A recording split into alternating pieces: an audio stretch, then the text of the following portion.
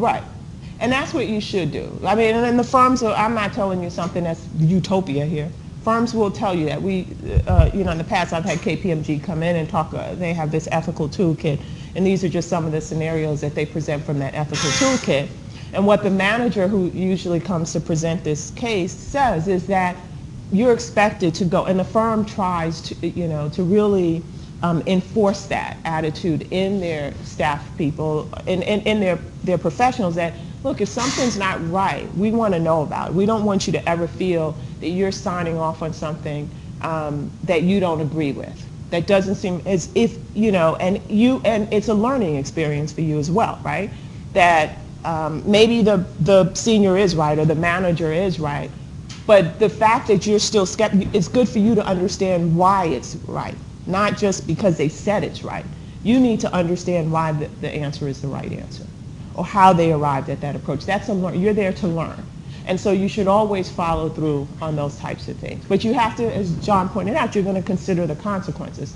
And remember when we talked about professional skepticism last week, one of the things that we said was, the thing that could inhibit someone from acting on their skepticism, because that's important, you have to act on your skepticism.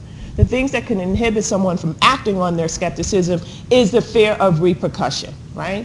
Or the fear that they're not right, or that they might, no one wants to challenge their senior or manager or, a partner. No one wants to do that. It's not a comfortable position to be in. And so as a result, people, especially people at lower levels, might not act on things that they're skeptical about. They might think, oh, I don't know as much. This person's senior. Okay. So when you're faced with an ethical decision process, the things that you want to do, Lionel pointed out, he would go back and double check his work. Define all the facts and the circumstances, right? Make sure you have a clear case and understanding of the facts and the circumstances. And identify, when we talk about the stakeholders, who's involved, who is going to be impacted by this. If you see something where you think it's a possible, maybe it's fraudulent activity, you're not sure, think about, when we talk about fraud, we'll talk about this in a bit more, but think about the fraud triangle. What are the motivations? What are, incentives, right? What is the how could this possibly happen?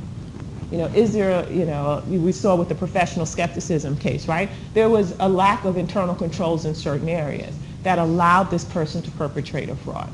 So think about the stakeholders, identify who they are. Identify the stakeholders' rights and their obligations, and, in general, is this something that could be, one of the things that was considered in the skepticism case, is this an isolated incident? Does it just involve this one person? Or is this more on a wider scale? Right? Is there possible collusion? So if you're going to this person and identifying the situation, are they the right person? Are they going to act on it? Or are they also involved in that situation? What are your alternatives and your consequences? Okay.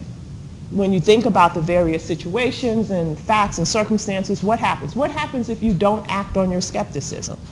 What happens if you do? What happens if you go above the senior to the manager or to the partner? What's the repercussions? And you have to weigh what the impact of your decision could be. And then obviously, if you approach it that way, not that it's going to be an easy decision to make, right? Because ethical dilemmas really are very easy decisions to make, right? Because if it's an easy decision, you're probably not in an ethical dilemma. Right? Then you choose which is the best alternative.